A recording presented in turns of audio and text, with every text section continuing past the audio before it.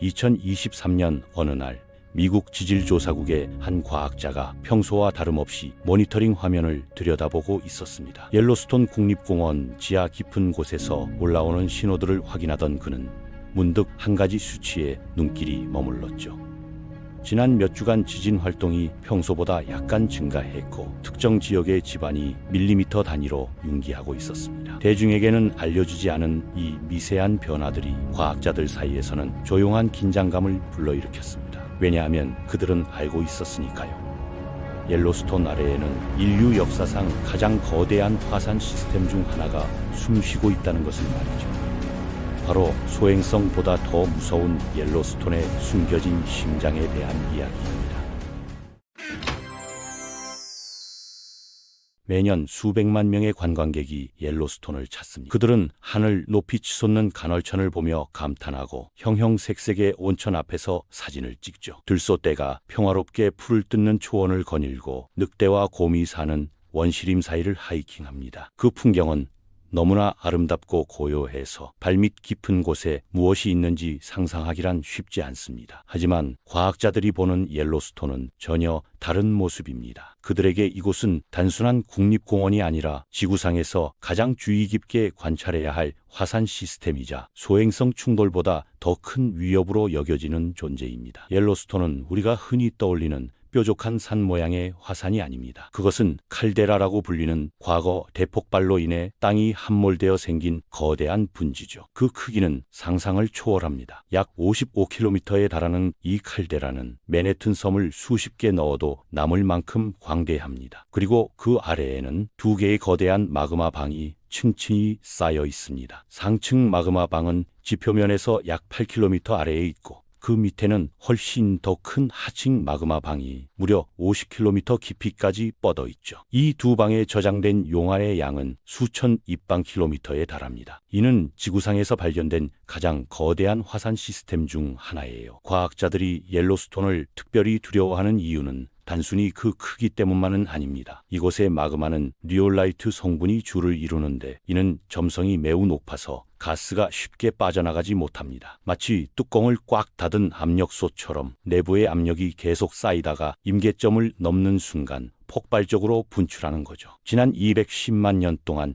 옐로스톤은 세 차례의 초대형 분화를 일으켰습니다. 가장 최근의 분화는 약 64만 년 전에 일어났는데 그때 분출된 화산재의 양은 1980년 세인트 헬렌스 산 폭발의 수천 배에 달했습니다. 쟤는 미국 중서부 전역을 뒤덮었고 멕시코만까지 날아갔죠. 오늘날에도 네브래스카와 캔자스의 농부들은 땅을 파다가 그때의 화산재층을 발견하곤 합니다. 오늘은 과학자들이 소행성 충돌보다 더 두려워한다는 옐로스톤 초대형 화산에 대한 이야기입니다. 그것이 다시 폭발한다면 무슨 일이 벌어질지, 인류는 어떻게 대비하고 있는지, 그리고 우리가 이 거대한 자연의 힘 앞에서 얼마나 연약한 존재인지를 함께 살펴보겠습니다. 옐로스톤의 지하 구조는 수십 년간의 지진파 연구를 통해 조금씩 밝혀졌습니다. 과학자들은 지진이 발생할 때마다 땅속을 통과하는 진동파를 측정했죠. 이 파동들은 마그마처럼 뜨거운 물질을 만나면 속도가 느려지고 단단한 암석을 통과할 때는 빨라집니다. 수천 번의 지진 데이터를 분석한 결과 연구진은 옐로스톤 아래에 상상을 초월하는 규모의 마그마 저장소가 존재한다는 사실을 확인했습니다. 2015년 유타 대학교 연구팀이 발표한 논문에 따르면 하층 마그마 방의 부피는 약 4만 6천 입방킬로미터에 달한다고 합니다. 이는 그랜드 캐니언을 11번이나 채울 수 있는 양이죠. 이 마그마 방들은 완전히 액체 상태가 아닙니다. 대부분은 결정화된 암석과 부분적으로 녹은 물질이 섞여 있는 반고체 상태예요. 하지만 그 안에 포함된 완전히 녹은 마그마의 양만 해도 엄청납니다. 과학자들은 이 마그마가 지구 맨틀 깊은 곳에서 올라오는 열기둥,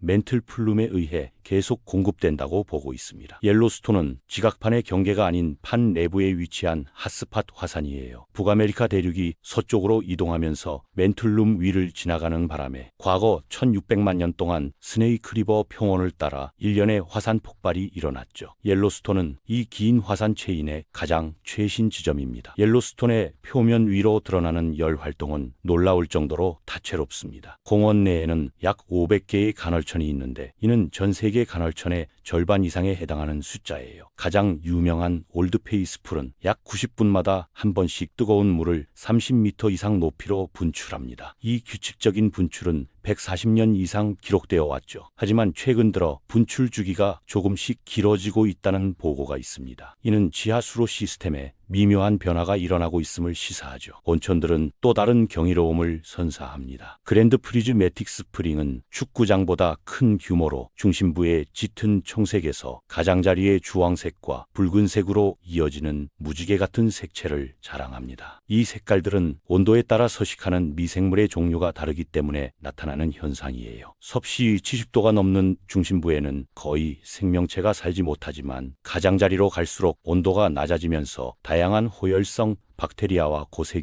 고세균이 번성합니다. 이들은 광합성을 하면서 카로티노이드 같은 색소를 생성하죠. 머드볼케이노라 불리는 진흙 화산들도 흥미로운 볼거리입니다. 점성이 높은 진흙이 가스의 압력으로 부글부글 끓어오르며 거품을 만들어내죠. 그 모습이 마치 거대한 냄비에서 죽이 끓는 것 같습니다. 드래곤스 마우스 스프링은 동굴 같은 구조 안에서 진흙과 물이 격렬하게 끓어오르는데 그 소리가 용이 으르렁거리는 것처럼 들린다고 해서 붙여진 이름이에요. 이 모든 현상들은 지하 깊은 곳의 열이 지표면으로 스며 나오는 통로들입니다. 공원 전체에서 하루에 배출되는 열량은 약 3만 메가와트에 달합니다. 이는 중형 원자력 발전소 3준계가 생산하는 전력량과 맞먹죠. 이 엄청난 에너지가 간헐천, 온천, 증기 배출구, 진흙 화산 등을 통해 끊임없이 방출되고 있습니다. 과학자들은 이러한 열 배출이 옐로스톤의 안전 밸브 역할을 한다고 봅니다. 만약 이 통로들이 막힌다면 압력이 더 빠르게 쌓여 위험해질 수 있죠. 옐로스톤에서는 매년 약 1000에서 3000회의 지진이 감지됩니다. 대부분은 규모 2.0 이하의 미세한 지진이라 사람들은 거의 느끼지 못합니다. 하지만 때때로 지진대라고 불리는 현상이 발생하죠. 2017년 여름에는 약 2개월 동안 2500회 이상의 지진이 연속으로 일어났습니다. 가장 큰 것은 규모 4.4였는데 인근 주민들이 집이 흔들리는 것을 느낄 정도였어요. 이런 지진 때는 지하의 암석이 조정되면서 발생한 것으로 보이며 대부분 며칠에서 몇 주 안에 진정됩니다. 집안의 융기와 침강도 계속 관찰되고 있습니다. 1970년대부터 2000년대 초반까지 노리스 맘모스 지역은 연간 약 2cm씩 융기했습니다. 그러다가 2004년부터 2008년까지는 옐로스톤 칼데라 중심부가 연간 7cm씩 급격히 부풀어 올랐죠. 이는 지금까지 관측된 것 중 가장 빠른 속도였습니다. 하지만 2010년 이후로는 융기가 멈추고 오히려 약간 가라앉는 모습을 보였어요. 2014년부터는 다시 완만하게 융기하기 시작했습니다. 과학자들은 이러한 변화가 마그마의 움직임보다는 지하수의 흐름 변화와 더 관련이 있을 것으로 추정하고 있습니다. 가스 배출량도 중요한 관찰 대상입니다. 옐로스톤에서는 매일 약 4만 5천 톤의 이산화탄소가 배출되는데 이는 자동차 수백만 대가 하루 동안 내뿜는 양과 비슷합니다. 이산화황, 황화수소, 헬륨 같은 다른 가스들도 함께 나오죠. 이 가스들의 화학 조성을 분석하면 마그마가 얼마나 깊은 곳에서 올라오는지 어떤 상태인지를 추정할 수 있습니다. 만약 이산화황 농도가 갑자기 증가한다면 이는 새로운 마그마가 상승하고 있다는 신호일 수 있어요. 옐로스톤 화산 관측소는 이 모든 데이터를 24시간 실시간으로 모니터링합니다. 지진계, GPS, 위성 영상, 가스 센서, 온도계 등 수백 개의 장비가 공원 전역에 설치되어 있죠. 수집된 정보는 즉시 분석되고 이상 징후가 포착되면 경보 시스템이 작동합니다. 하지만 과학자들은 솔직하게 인정합니다. 화산 폭발을 정확히 예측하는 것은 여전히 불가능하다고요. 징후가 나타나더라도 그것이 실제 분화로 이어질지 아니면 다시 조용해질지 확실히 알 수 없습니다. 2018년 미국 지질조사국은 옐로스톤 화산 위험평가 보고서를 발표했습니다. 보고서는 세 가지 시나리오를 제시했죠. 첫째, 용암 분출로 국지적 피해가 발생하는 경우. 둘째, 수증기 폭발로 인한 중간 규모 재해. 셋째, 초대형 분화로 인한 대륙 규모의 재암. 과학자들은 셋째 시나리오의 발생 확률을 연간 약 70만 분의 1로 추정했습니다. 이는 매우 낮은 확률처럼 보이지만 소행성 충돌 확률보다는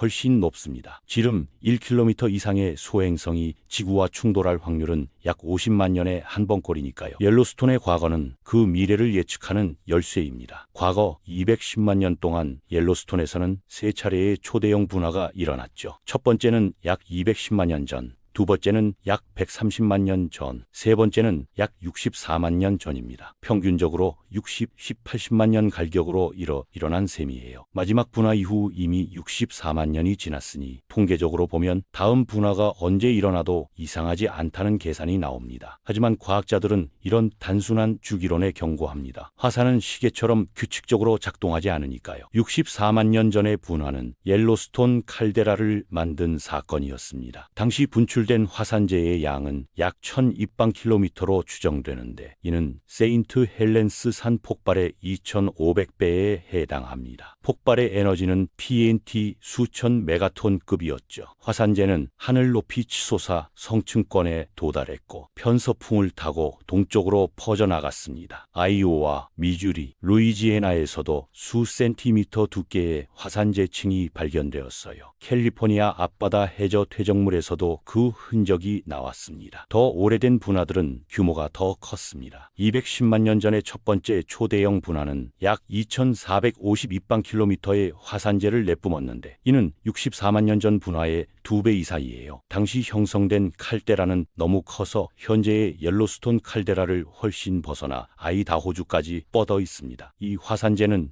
네브래스카에서 텍사스까지 심지어 멕시코만 인근에서도 발견되었죠. 지질학자들은 이 재층을 허클베리리지 터프라고 부르며 북미 대륙 중부 지질 연대를 구분하는 중요한 표지층으로 사용합니다. 이 거대한 분화들 사이에는 수십 차례의 작은 분화들도 있었습니다. 가장 최근의 것은 약 7만 전에 일어난 용암 분출이었는데 이는 초대형 폭발이 아니라 상대적으로 조용한 유출이었습니다. 이 용암은 옐로스톤 칼데라 내부의 상당 부분을 메웠고 지금도 웨스트섬과 같은 용암 대지로 남아있죠. 과학자들은 다음에 일어날 분화가 반드시 초대형일 필요는 없다고 말합니다. 오히려 작은 규모의 용암 분출이나 수증기 폭발이 더 가능성이 높다고 보죠. 하지만 만약 초대형 분화가 일어난다면 그 결과는 상상을 초월할 것입니다. 분화 초기 몇 시간 동안 수천 입방킬로미터의 마그마가 분출되면서 칼데라 지붕이 무너져 내릴 겁니다. 이 과정에서 발생하는 화산쇠의 선류는 시속 수백 킬로미터의 속도로 퍼져나가 주변 수백 킬로미터를 초토화시킬 거예요. 와이오밍, 몬태나, 아이다호 일대는 몇 시간 안에 화산재와 뜨거운 가스에 묻힐 것입니다. 화산재는 바람을 타고 계속 퍼져나갈 겁니다. 분출 기둥이 성층까지 올라가면 편서풍이 재를 동쪽으로 운반하죠. 며칠 안에 미국 중서부 전역이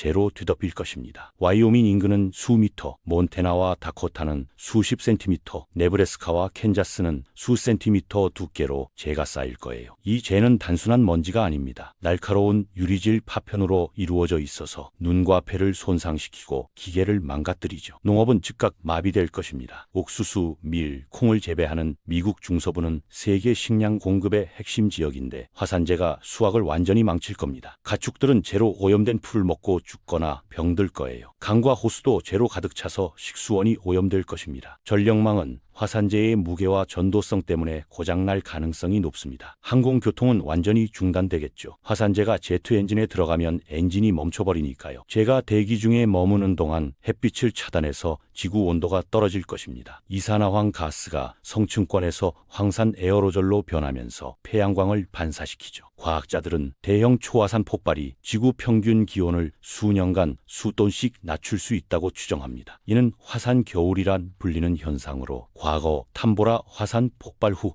1816년 여름 없는 해와 유사하지만 훨씬 더 오래 지속될 거예요. 기온 하락은 농업에 치명적입니다. 성장기가 짧아지고 서리가 일찍 내리면서 전 세계적으로 흉작이 이어질 겁니다. 북반구의 주요 곡창지대인 미국, 캐나다, 유럽, 러시아, 중국에서 동시에 수확량이 급감하면 식량 가격이 폭등하고 기근이 발생할 수 있습니다. 유엔 식량농업기구는 전 세계 곡물 비축량이 약 2-3개월치밖에 안 된다고 경고한 바 있습니다. 장기간 화산 겨울이 계속되면 수억 명이 굶주릴 위험에 처할 거예요. 사회적 혼란도 뒤따를 것입니다. 식량 부족은 물가 상승, 폭동, 정치 불안으로 이어지죠. 역사적으로 기근은 전쟁과 정권 붕괴의 주요 원인이었습니다. 대규모 난민 이동도 예상됩니다. 피해 지역 주민들은 살 곳을 잃고 이주를 시도할 텐데 이는 국경을 넘는 인도적 위기로 번질 수 있어요. 국제 협력이 절실한 순간이지만 각국이 자국민 보호에 급급해지면 협력이 무너질 위험도 있습니다. 경제적 타격은 즉각적이고 광범위할 것입니다. 미국 경제만 해도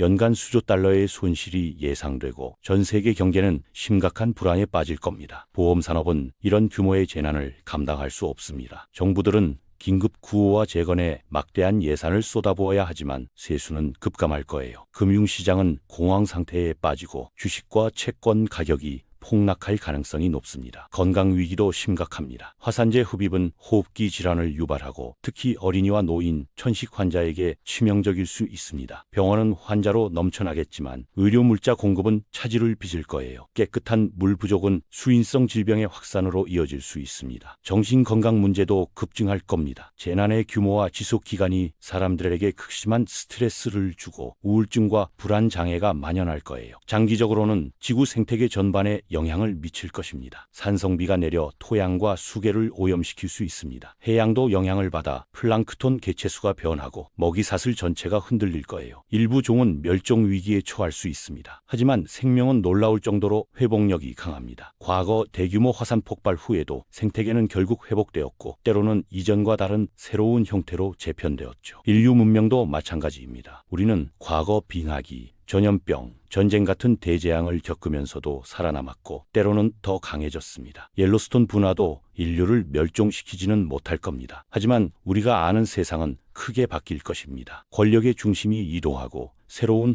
국제 질서가 형성되고 기술과 사회 시스템이 재편될 거예요. 이는 비극이지만 동시에 변화의 기회이기도 합니다. 옐로스톤의 위협은 먼 미래의 이야기처럼 들릴 수 있습니다. 하지만 과학자들은 이것이 가능성의 문제가 아니라 시기의 문제라고 말합니다. 언젠가는 반드시 일어날 일이죠. 우리가 할 수 있는 최선은 준비하는 것입니다. 조기 경보 시스템을 개선하고 비상계획을 수립하고 식량 비축량을 늘리고 국제 협력 체계를 강화하는 것이 중요합니다. 그리고 무엇보다 대중에게 정확한 정보를 제공하고 불필요한 공포를 조장하지 않으면서도 경각심을 유지하는 것이 필요합니다. 개인적으로 옐로스톤에 대한 이야기를 접할 때마다 경외감과 두려움이 교차하는 걸 느낍니다. 우리가 살고 있는 이 행성이 얼마나 역동적이고 예측 불가능한 곳인지 새삼 깨닫게 되죠. 인류는 기술과 과학으로 자연을 어느 정도 통제할 수 있다고 믿지만 옐로스톤 같은 존재는 우리의 한계를 일깨워줍니다. 우리는 자연의 일부일 뿐이고 자연의 거대한 힘 앞에서는 여전히 연약한 존재예요. 하지만 그렇기에 더욱 겸손해지고 서로 협력하며 지혜롭게 대비해야 한다는 교훈을 얻게 됩니다. 옐로스톤은 단순한 국립공원이 아닙니다. 그것은 지구의 살아있는 심장이자 우리에게 끊임없이 질문을 던지는 존재죠. 우리는 얼마나 준비되어 있는가? 얼마나 협력할 수 있는가? 얼마나 회복력이 있는가? 이런 질문들에 답하는 과정에서 인류는 더 성숙해질 수 있을 거예요. 옐로스톤의 미래는 불확실하지만 그 불확실성과 함께 살아가는 법을 배우는 것이 우리의 과제입니다. 그리고 어쩌면 그것이 우리를 더 강하고 더 지혜롭고 더 연결된 존재로 만들어줄지도 모릅니다. 오늘은 과학자들이 소행성보다 더 두려워하는 옐로스톤 초대형 화산에 대한 이야기였습니다.